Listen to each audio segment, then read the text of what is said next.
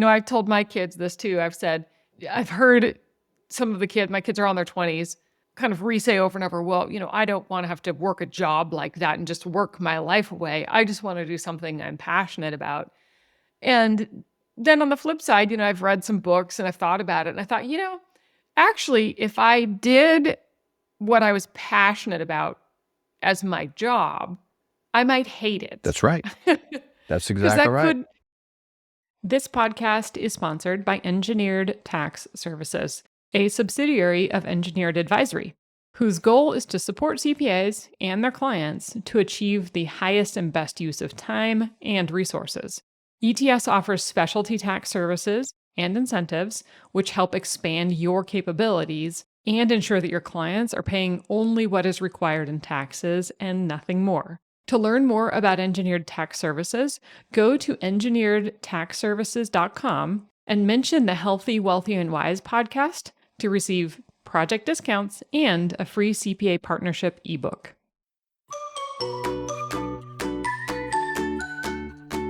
Hi, everyone. This is Heidi Henderson, and you are listening to the Healthy, Wealthy, and Wise podcast for accountants.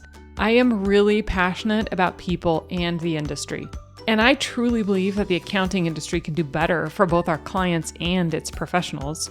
So I'm going to share insights from people who have found professional success and who have managed to balance that with their physical, mental, and personal health. So I hope you enjoy, and I hope you get inspired. Accountants can earn free CPE from listening to this episode. Just visit earmarkcpe.com, download the app, take a short quiz, and get your CPE certificate. And now, on to the episode. Hi, everyone. Welcome to today's podcast. We are here with Sean Deaver, who is a CPA and a financial planner based in Massachusetts. He provides tax, accounting, payroll, consulting, and financial services, which I think is very cool. He's kind of compiled all of that stuff to small business owners around the U.S. In addition to being a consultant and a CPA, he's also been a professional speaker and goes to about 20 to 30 events per year for the past 20 years, which I think is pretty unique.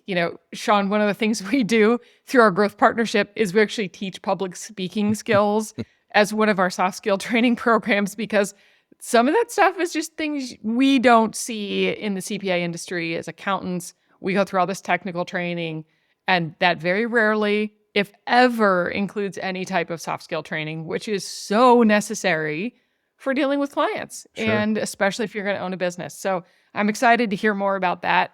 Glad to have you here, and welcome to the show. Thanks so much. Good to be here. Appreciate it. Absolutely. So before we dive into all that fun stuff, let's go all the way back. Tell us a little bit about Sean. Where did you grow up? Where are you from? So I grew up in New Jersey. My father was a CPA. He worked for one of the big four, or at the time, it might have been the big 8 or the big 10 type firms. He spent his whole career there. So I had a taste of accounting, from very early on. I'm not really quite sure I knew what accountants did, but I knew my dad was an accountant. So going off to college, I knew business was a passion and an interest. And so that kind of just lended itself to the accounting side. Well, that's funny, because one question I was going to ask you is what led you to accounting? But that's pretty interesting that you kind of grew up with a perspective, at least the back end perspective of accounting. So I'm curious then, especially with your father working one of the big firms, the workload typically is pretty significant, especially during tax season. So what was that like on the back end, rewinding to you as a young man growing up? What did that look like for you in terms of your dad's role in his profession versus availability at home? Yeah, I had a very, I'd say, unique perspective, and I would also say a very different perspective. My father was a national partner, and call him a national technical partner. So he was not client service facing. So getting into, I after college went into public myself and spent a number of years at Deloitte in Boston, and then I went to PwC in Boston, and dealing with client service and long weekends and late evenings and the snowy days which we have here today, and having to go to the client anyways. I never saw any of that because my father, I don't want to say it was 9 to 5, that wouldn't be accurate, but there was very little weekends. When the family went on Christmas vacation, the family went on Christmas vacation. He didn't have, all-nighters or anything like that. So I was somewhat misled, if you will, into the profession. I didn't think it was as bad. And then when I went in myself, it was just obviously a very different reality than what I grew up with. So, of course, he obviously he put his time in, and climbing the ranks, he did what everyone else did. But once he made partner, went off to the national office, again, it was just a bit different than your typical person. And my dad doesn't do taxes. He was a financial guy, an audit guy, if you will. So, I don't know. I don't know, to be honest with you, I don't even know his own tax return. So, very different from what I do today myself. So, Yeah. Well, that's pretty funny. yeah. So then deciding to take the leap into accounting, was that just something that you kind of figured at a young age you were going to follow that path? Or is that something, did you ever have a conversation with your dad about that when you were growing up or as you were looking at where to go to college? No, actually, kind of to the contrary. I think early on I wanted to be an airline pilot. So, Oh. that obviously went sideways. Leaving for college, I was a gymnast, and I did go to college and compete in college doing gymnastics. And at the time, I recall I wanted to be a phys ed teacher and own a gymnastics school. And I was actually leaning towards the education program, and my father quickly said, why don't you try, if you're going to own a business, why don't you try some business classes? So I joined the business class side, and with no interest whatsoever in accounting. And I don't know that I had a specific interest, finance, marketing. I wasn't really, not really quite sure, but my mother will tell you that she did everything in her power subtly to convince me not to be an accountant. Apparently that didn't work. But ultimately, I went to school. I decided to take some business classes on his guidance, but only, again, because at some point I wanted to own a business. And then when I got to school and I started taking accounting classes, I found them to be, I don't want to say easy, but I was able to do them, and I was getting good grades, and I was able to, stay the course. And I can remember a good friend of mine saying, and an advisor at school saying, if you can stay in accounting, do it. Most people can't continue the program. So stay as long as you can, and then make your switch at the end. And I took it all the way to the end, the finish line. And then, when you become a senior, you start getting job interviews, and kind of just stayed in the profession. And the dream of becoming a gym teacher never came to fruition. I did own a gymnastics school. I've owned a few of them. But the fruition there, but the gym teacher, never, who knows, maybe that's my second career. I'm not sure. Yeah, well, I mean, that'll segue us into a bit about your practice, because I think what's fascinating, and the reason though why I wanted to have you on the show, is when you and I met, we were having a conversation about what's unique with your firm is how you have created such a specialty, but then you've built this firm from a national perspective where locale really doesn't matter because you are so specialized in an industry that not only is unique, but something that you are uniquely familiar with because of your background. Mm. So share a little bit about that process. I mean, really even from the beginning of, what are you specializing in? I know this, but tell our audience, really what you're specializing in, and what that path looked like to get you here. Yeah. So, obviously being a gymnast, I used to attend a lot of gymnastic conferences and competitions and things of that nature. And at one point in time, I was in the audience, and I was listening to someone give a business talk on how to run a gymnastic business. And I'm sitting there. I think I'm 22 years old, 23 years of age, and person presenting was, had a lot of gray hair. So I know he was older than I was, and everything he was saying, to be honest with you, I didn't feel was accurate. And I even went up to him afterwards in a very polite way, and said, where did you get this from, and what made you think this? And he said, I have no professional training. I'm just a gym owner. And someone asked me if I would talk about business, and I said, sure. I have zero training. I don't even have a college degree. So he said, he goes, I think some of your points are very valid. Why don't you put your name in the hat to talk next year? So that was the beginning of my, I'll call it professional speaking career, in the first conference I ever spoke at.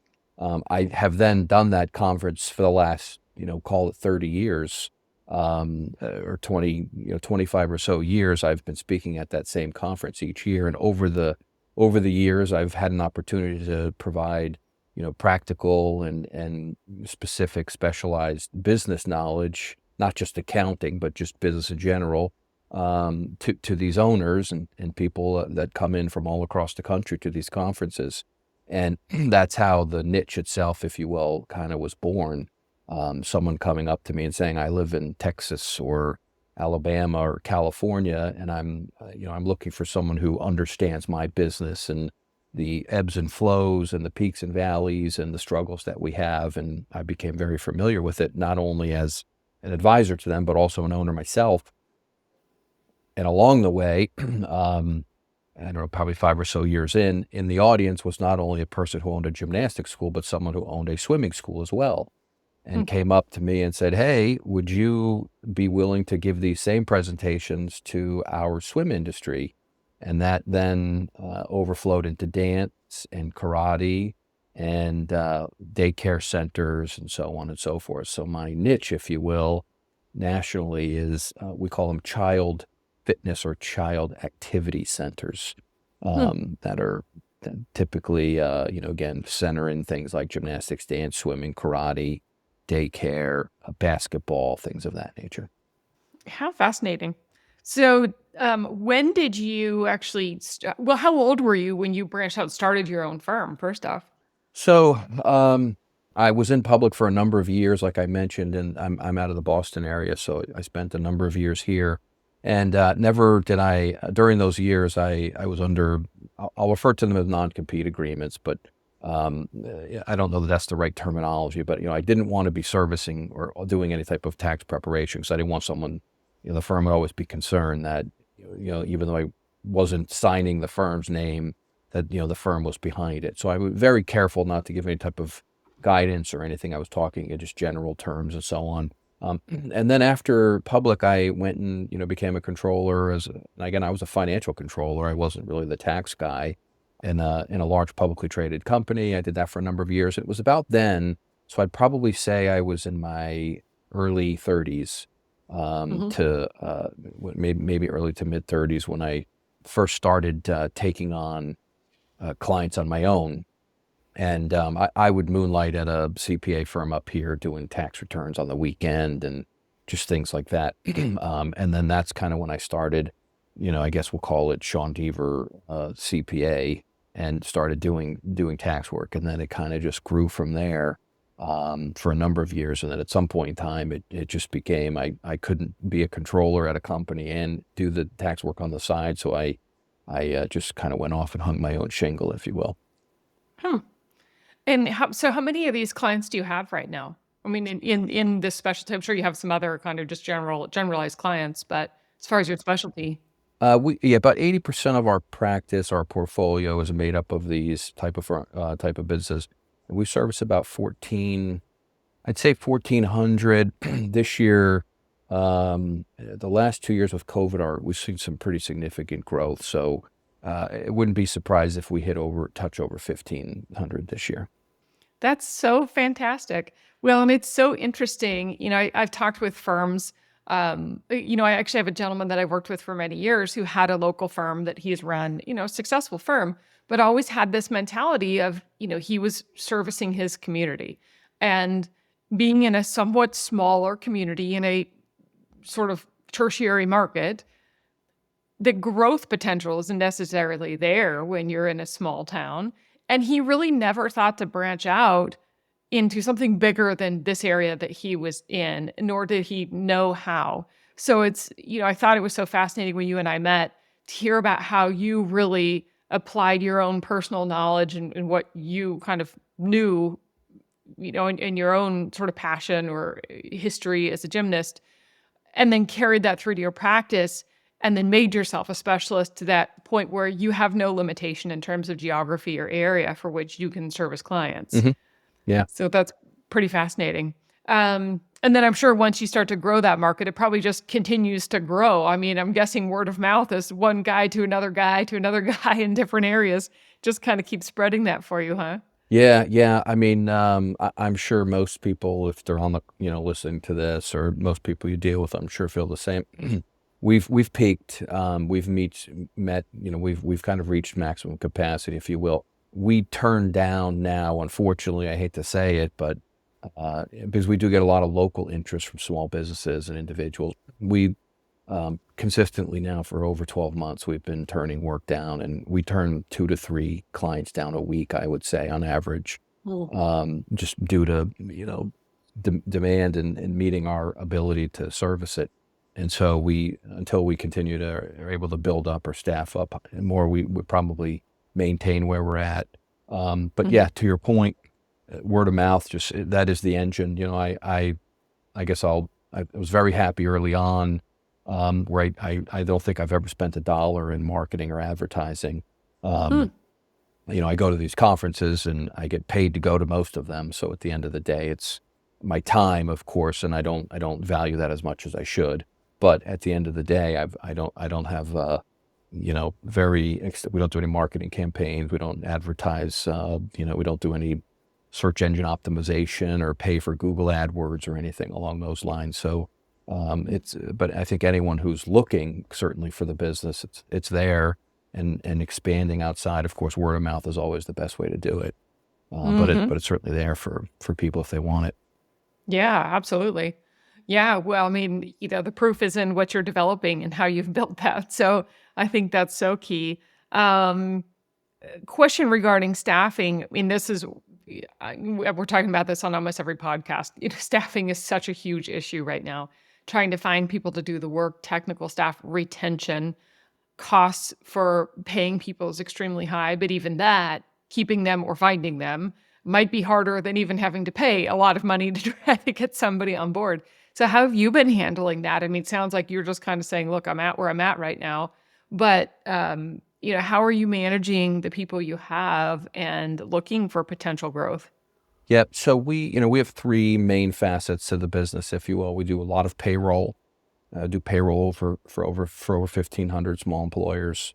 We do bookkeeping. That's much smaller. It's a few hundred bookkeeping clients. And then on the tax side, like I said, we're probably closer to 1,500 in that number. So we have some people that we keep year round, a good core number of people that we keep year round, and then during tax season, like for example, this week we had 3 or 4 some of our folks come back. We always are trying to find younger people that are new to the profession to bring them in, put them through a training program, ramp them up. I think I extended an offer yesterday to someone who's a recent college graduate. So I think it was yesterday. So we're trying to be creative in everything that we can do. Try to find people that maybe aren't necessarily your first thought on someone from to do the type of work, and again through training and hand holding and things of that nature, and some systems in place, try to really ramp them up and get them into the process and get them into the firm.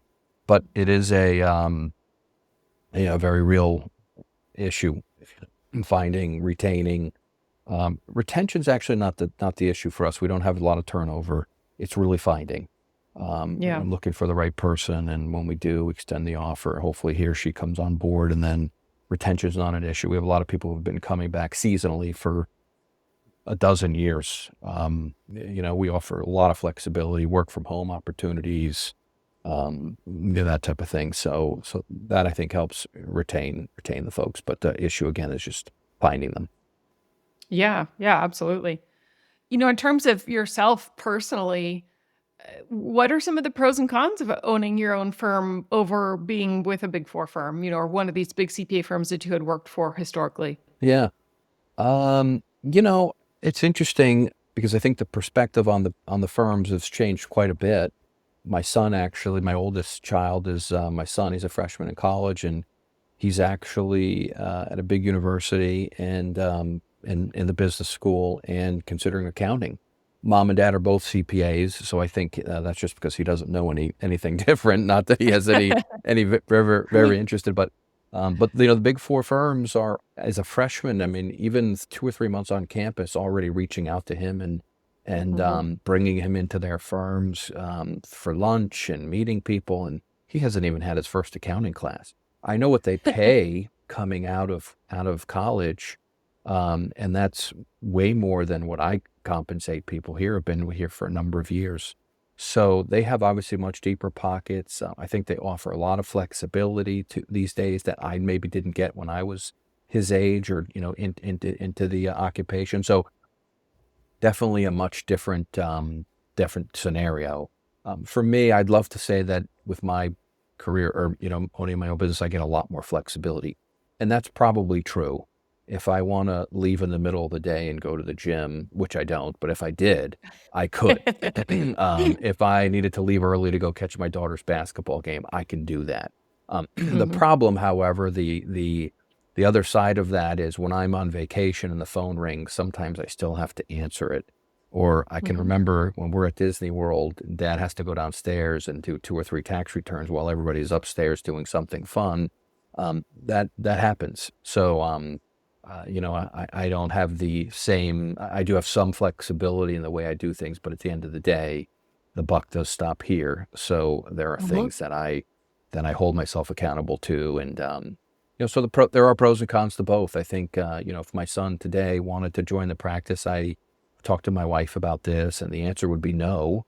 I would truthfully make him go to the firms, and if he was Mhm. able to get a position there, and just like the two of us did, and built up the experience and see how a firm like that works, and the training that they offer, and so on would be just I think amazing for anyone to get. And then certainly after a few years, having him hop out and pursue something different would be a great avenue. But I think they both offer pros and cons. I think they both have their pros and cons in each side. Yeah, I agree. My sister and I are partners, and her son's new wife graduated with an accounting degree, and she just started. She's just shy of a year in with the Big Four firm. And to your point, exactly, as tempting as it is to say, "Hey, we really need some staff, and we could use some help." To your point, I think there's so much value with having this newer accounting generation come up in an atmosphere where they're in a little bit more of a hardcore situation, learning a lot of different situations and tax scenarios and Hmm.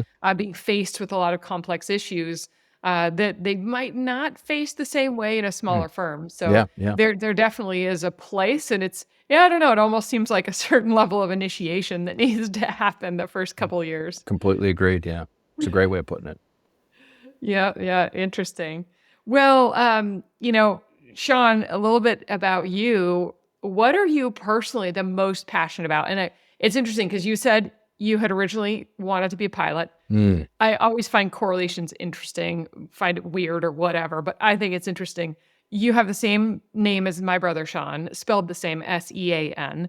And my brother is a pilot and was just completely like sold out, wanted to be a pilot when he was like 13 or something. Like it triggered, it was his thing. It's what he was always passionate about. And, most of our listeners will hear this, not see this, but you have this beautiful picture on your wall with an airplane engine there on the side, Yes. which looks very cool. So I just think it's fascinating. You remind me very much of my brother. But I don't know if that's your passion, but curious, what is your personal passion? What's all about Sean and what drives you? Yeah. Well, just to kind of bring that home, I am a pilot. I Mm, did pursue it. I have my license. I nice. fly a couple of times a week when the weather's okay. And actually, after tax season, I have signed myself up to be going to an intensive training where I'll actually become a flight instructor. Oh, So I'll wow. be able to teach flying to other people, and turn them into pilots. So that is a huge passion of mine. But I'm big into family. My wife, I have 2 children. Obviously, that's number one. My son's in college. My daughter's in high school. So I absolutely love going to her basketball games and her soccer games. um, and I can't stand helping her with homework because I realize how little I remember. That's Yeah. that's definitely a thing. But And then, for me, again, I still very, very involved in the sport of gymnastics. So I do try to go to pretty big events every year to stay up on that. And those are kind of my, I'd love to say that I have more hobbies. I stopped golfing a long time ago, but those are kind of my personal things. Flying planes, which is too expensive really to do anything else. So, Yeah. and then of course just kind of hunking down with family. Yeah. Well, I am a firm believer that everybody needs a passion. And, in a perfect world, if the passion causes us to be a little bit more active, that's always really good too. Sure. My passion is horses and same very, very expensive hobby. But I figure, well, there's worse things I could be spending my money on, and at least it keeps me active. It's true. But it's the passion a lot of times that can create this, what I call soul food, that causes a bit of just it's like rebooting, Hmm. rebooting my system from stress, from workloads, from a lot of those things.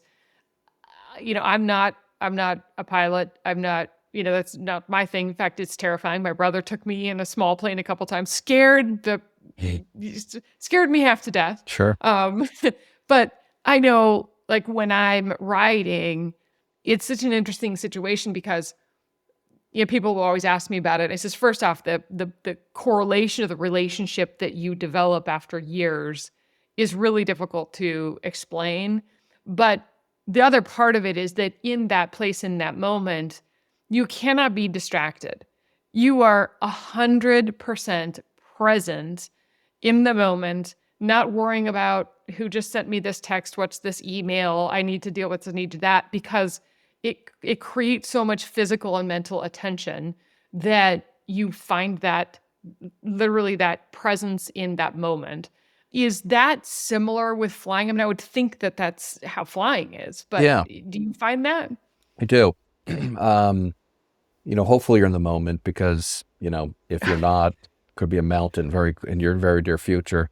But yeah, definitely, I do find that, it does clear your mind. It does get you away from things. With that being said, I've been always pretty good from a stress load perspective. Not sure if that's maybe another way of thinking about it, but I don't want to say I don't bring work home because I do think about work and I think about clients and text messages and things like that. But I very rarely get stressed out over things. The reboot, I don't need to be rebooted a lot. I think I'm built a little differently like than my wife, and I have many friends that are accountants and CPAs, and we talk about different things, and they'll use the terminology rebooting or after tax season. They have to take a 3 or 4 week vacation to get out of it. And I'm like, oh no, we just keep doing returns at my firm. We just keep them going. And if they were here all year long, I would do them all year long. So I do have to schedule those activities because probably if I didn't, I would never leave the office. I don't know. But luckily,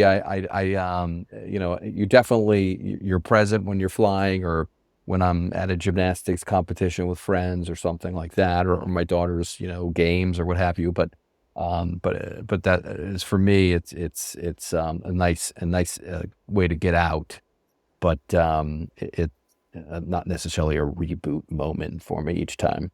Hmm. Hmm. Interesting. Yeah. Well, interesting. Well, that's neat that you have that passion that you enjoy and that you pursued it as well because you said originally that's what you wanted to be professionally, but Yeah. sometimes, I've told my kids this too. I've said, I've heard some of my kids are on their 20s, kind of re-say over and over, well, I don't want to have to work a job like that and just work my life away. I just want to do something I'm passionate about.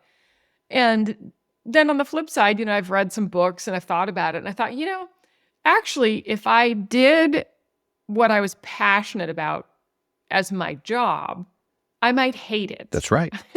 That's Because exactly that right. could actually take a lot of that away. Whereas sometimes you want your passion to be your hobby and the Yeah. thing you do that you get that joy from, Yeah. as opposed to making it your job and then it becomes stressful. I completely agreed. Yeah. As a matter of fact, I was just speaking with someone the other day, going to this intensive flying trainings thing that I mentioned. My daughter refers to it as airplane camp. When I go to airplane camp, I am a bit concerned that will it then become, a job? Will I have less Mhm. interest in it? And so it is Mhm. something I've thought through. I'm willing to gamble and roll the dice on this, but to your point, it's a very real possibility. Mhm. So what do you know now that you wish you knew when you were 20 or that you could tell your 20-year-old self? Oh boy, I don't know. I might have been smarter when I was 20, to be honest with you. Um, I, you Is know, it I, if it that goes back to that saying ignorance is bliss. yeah, It's when you don't know all the stuff we know, sometimes it's a much better yeah, place. exactly, exactly. I haven't really thought of that question before. I mean, I know that I have, like I mentioned, I have a 18-year-old. He's a freshman in college, so I can remember driving him from Massachusetts to Michigan, and in that 14-hour period, I tried to instill upon him every last tidbit of information or every little anything I could give to him before I dropped them off. And I Mm, remember trying to just tell him and really emphasize how important education was and your college education is, and to use that time to not just do the minimum, but really expand yourself and learn because it will help you so much in the future. And I don't think I did that when I went to college. Now, I was doing gymnastics and going to school, so I didn't have, there was 5 hours in every given day that was kind of allotted to competing and training. And he doesn't have that. But with that being said, I definitely would have told myself to get a little more practical experience. hmm, When I was in college, and even when I went to the firms, the information that I obtained and that I worked on was was very helpful for the firms and for what I was doing. But now, doing what I'm doing today, I found it to be very not helpful. Now, there are obviously things that you're learning dealing with, professionals and speaking skills and being able to research and those types of things. But on a day-to-day basis, had I maybe pursued a tax path as opposed to an audit path, it might have helped me where I am today. Now, that probably would be a very specific.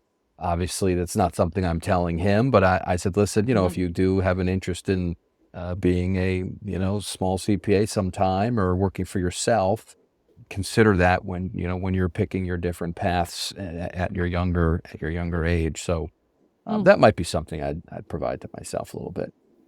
Yeah, that makes sense. I was reading something the other day. It was an article. Well, actually, there's the book. I think it's by Daniel Pink. I think it's called No Regrets. I'm a big fan of Daniel Pink. He's essentially talking about not having any regrets. And then he has done all of these questionnaires, and he's asked people, okay, well, what do you regret? And he was saying, gosh, the answers were so deep, really deep in Mm, terms of things that people wish they had done different. And one that really stuck with me, that for the younger generations and younger people, uh, is someone saying, I really wish in high school and in college that rather than focusing on dating and relationships and some of this stuff, that I had really focused on the people and my friends and mm, developing those connections, not realizing the impact and the longevity those relationships could have in my life. yeah, And, that resonated with me because I do see that with a lot of alma maters at certain schools and things like that, where, you know, becoming really socially connected, even at that level, I think a lot of people don't realize how much value that has for the whole future, yeah, lifespan, actually, sure, in terms of a lot of those relationships as well. yeah, Um, so that's always one that I think about. yeah. That's a great one.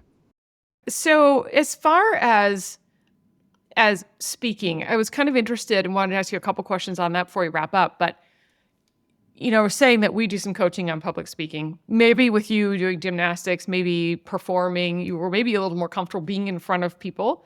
How did you develop your speaking skills? I have zero professional training whatsoever. I literally just got in front of a room and I was fortunate and that I was giving presentations to people that had very little knowledge in what I was talking about. So you could say loosely, I was the smartest person in the room, at least on that topic. And that just really, to be honest with you, gave me some confidence. I interject a lot of humor.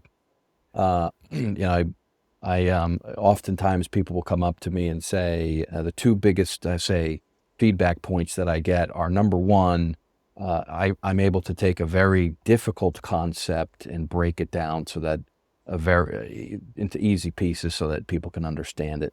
And then number 2, they can't believe that they've found their first funny accountant.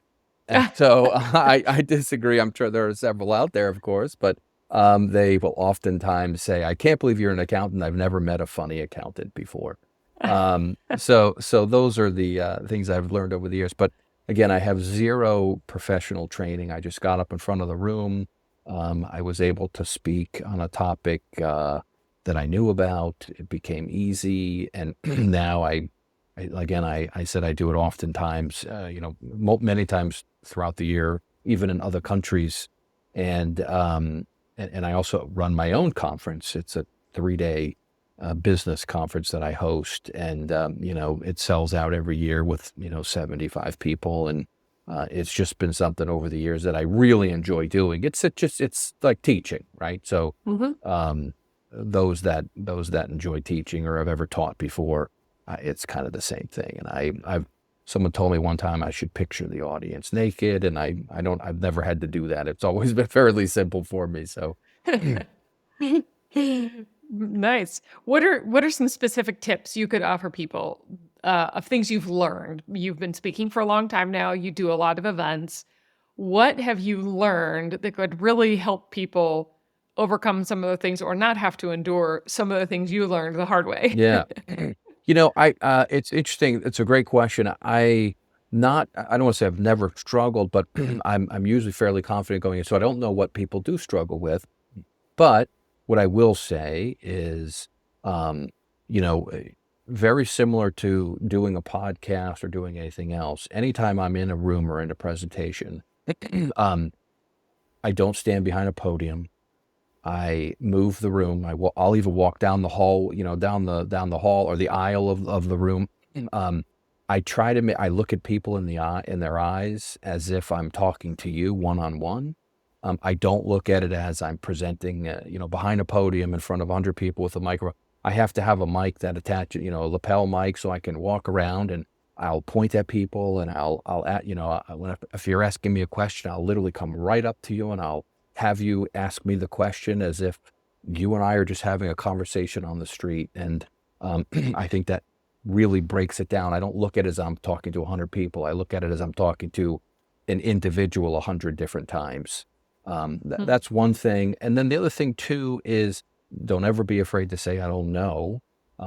Just because I'm the speaker or I'm the presenter or maybe I'm the person who's knowledgeable on this topic doesn't mean that I have to know everything. At the beginning, I think I had to feel like I knew everything. And I was always a bit, I don't want to say concerned, but I did have the thought that, oh my gosh, what if someone asks me something? Should I make something up, or should I, what should I do? And that maybe added a little bit of stress. And now I'll just say, you know what, this is a great question, and I have no idea what the answer is. And oftentimes that gets a chuckle. So they don't ever come back to me and say, wait a minute, stop. I need you to go back. I'll just say, great question. I have no clue. I could make something up for you, but that's probably not what you want to know. And take it from there. So again, breaking it down into just smaller chunks, again, one-on-one conversations, and then just not being afraid to say you don't know is always maybe great advice that I could offer. Yeah, I think that's great advice. Yeah, I speak a lot, and I would second the sentiment about being okay with saying, yeah, it's a good question. I don't know. Does anybody else in the audience, do you guys know the answer to that question? Let's have some dialogue even. Yeah. Can certainly open it up and break the ice. And sometimes it actually helps because it can get people collaborating a little bit better. So Sure. I think that's helpful advice, for anyone who is preparing or needs to present and is terrified. To know some people are really, really terrified of that situation. But Yeah. Well, Sean, it's been so great to have you as a guest, and I'm so appreciative of you sharing your time and sharing what your background and history is and how you've built your firm. We will share links to your social media and access to you if anyone has any questions, but do you want to share what's the best way someone can reach out to you? Yeah, my website's probably the best. There's a contact me page on there, and it's my last name, Dever, CPA.com. So www.devercpa.com. And yeah, it was a lot of fun. I appreciate the invitation, and I hope it's helpful. Perfect. Well, Sean, thank you so much. It's been a pleasure working with you in the past. It's been great knowing you. You and I just met about a year ago, and Yeah, I look forward to continuing to work together, but also look forward to sharing your information. So awesome. thanks again. I hope you have a wonderful time. I hope our listeners enjoyed the conversation, and we'll talk to you soon. Sounds good. Thank you. Take care.